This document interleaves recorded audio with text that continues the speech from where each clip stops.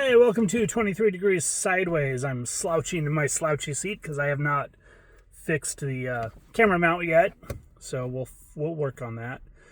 As you can see behind me, there's a mattress expanding into the space. So I put down the plywood, did some. What I did was I did the 17-gallon bins in the front, and then the milk crates in the back. And that gives me the 11-inch height and the 13-inch height, and it worked out really well.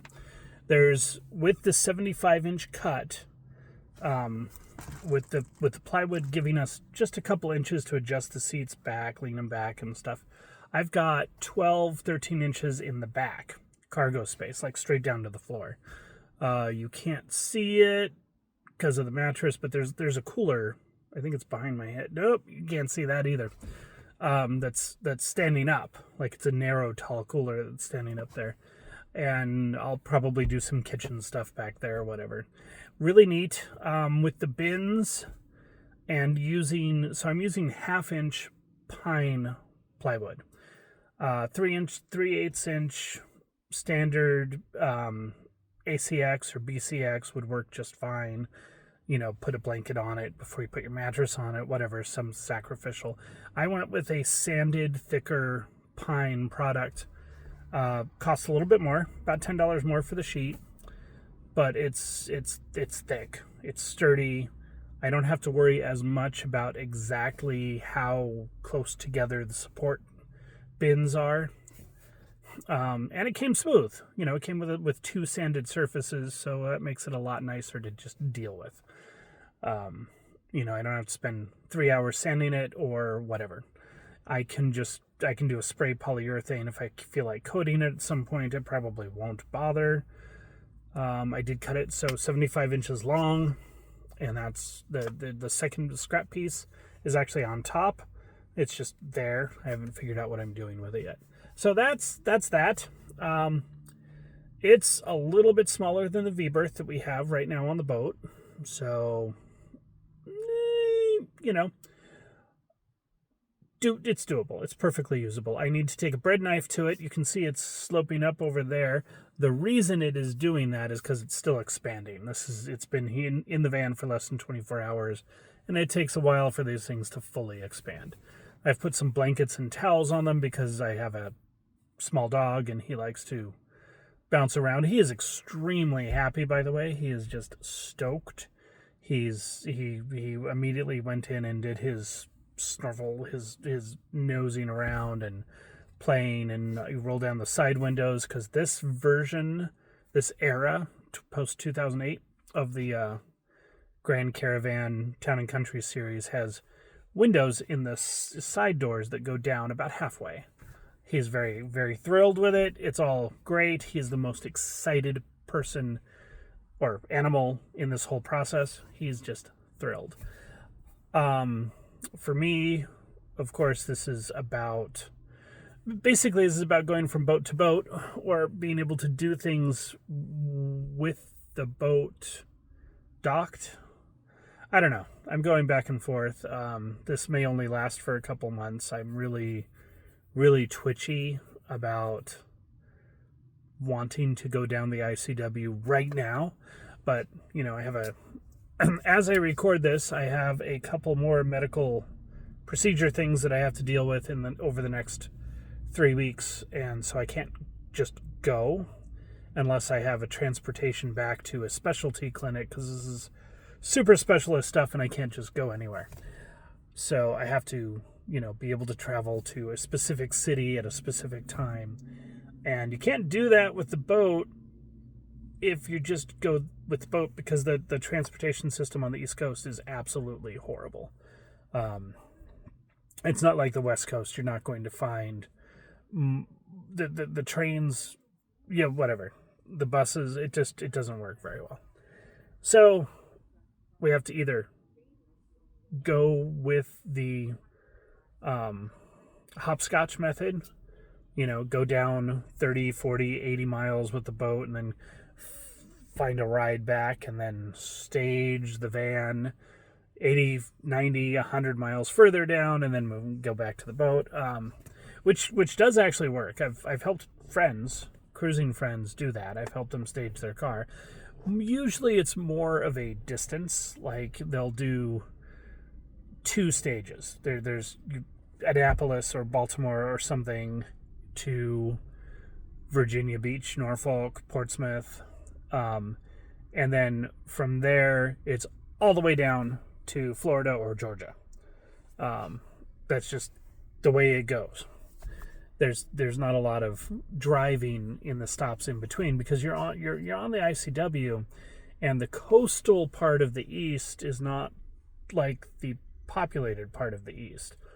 Like all the cities are inland a lot, okay, except for Savannah. But like Asheville or Atlanta, it's all very inland. So you got to stage. So it is a little bit difficult to do it this way if you're cruising. It's not just somebody randomly walking by my van to get to their car. If you're cruising and you have a home port, I don't know. It depends on what you're doing.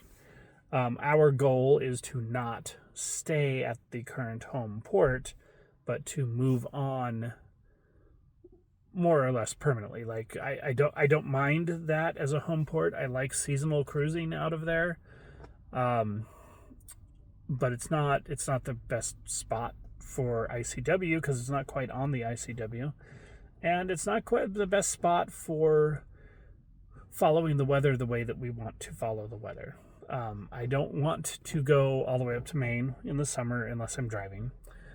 It's no fun. I like going up the ICW. I think going from the top of the ICW, Portsmouth, mile 0, down to Florida and then around Florida and into whatever part of the Gulf you wanna go to. I think I'd like to get all the way to Port Isabel, all the way down in Texas at some point. I think that's all fun and fine, and you have to deal with the weather a little bit differently, but you don't have to have air conditioning if you're on the big water, like in the Gulf or something, and you're anchored, because you'll follow the wind better. It works out very well. Air conditioning is something you end up having to have if you're on a dock, unless you go really far north. It's just docks restrict you in how you get your airflow and your movement, and it's kind of, you're not moving. So that's just, it's a thing. So I would not want to necessarily summer over in North Carolina or something, but I could see if there was a reason to, wintering in North Carolina, like New Bern or South Carolina or Georgia or Florida. I just don't see it. I don't see being north of North Carolina as a home port. I don't see being north of New Bern as a home port. New Bern is off the ICW. You're up the river a little bit. Couple hours in boat time. It's hours, but you're in a really good spot for getting out and doing things if you want to go for a couple of weeks or a couple of months and have your annual slip. A little bit further south would be more ideal. Oriental, of course, is out there on the ICW, but I think it's a little overdone, as far as a place. New Bern just has a more chill kind of thing. All of this stuff doesn't really matter for the van. Or to kind of talking about the van, the thing about the van is we need to be able to, there is a we need to be able to use it for several weeks at a time. There are different reasons for that and different things going on with travel, but I'd like to be able to go up and down the coast with the van for a period of time. Hopefully, we'll have a stable location down south in Florida where I can do some different kinds of boat shopping and look at something a little bit more project oriented, but a little more suitable for what I want moving forward. I don't know how that's all going to play.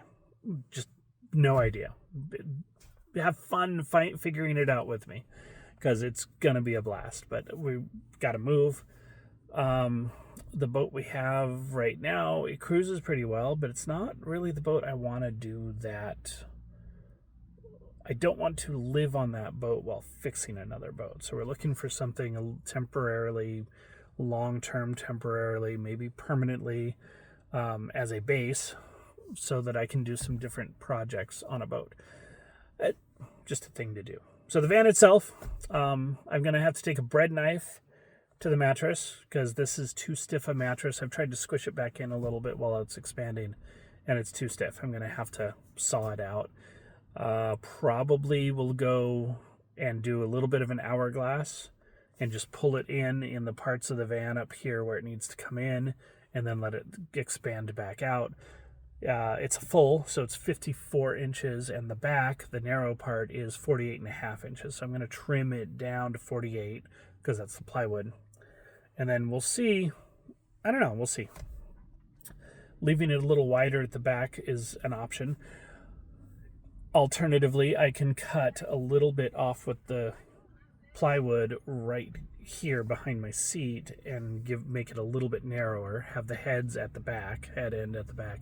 Have it just a little narrower up front and pull it down to like 40 inches in the front, and that gives it that'll give me about 14 inches of gap space in the door area, and that's a lot of room to do something like build a cabinet or something if you want to.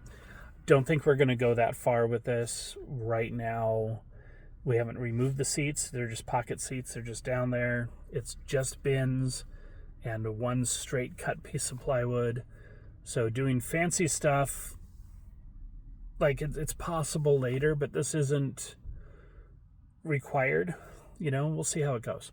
Shaving a couple inches off to make it easier to sit in the side when you're chilling out at a park, maybe. We'll see. Don't know. I'm going to cut as little as possible at first.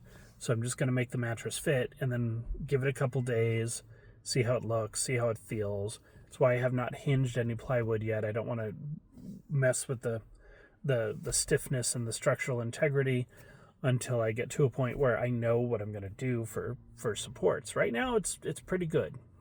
There's a lot of space. There's a lot of storage space for moving stuff around, for camping in. There's no... we have not rigged up anything for a fridge or a kitchen yet. I'm going to look at that. I might get a pre-made box off of Amazon for a kitchen slider that gives me a stove spot. And I might not. I don't know how that's going to go. We'll see. I really prefer to have a grill over a stove, but we'll see how it goes. And that's about it. Yay, there's a mattress. Stay sideways.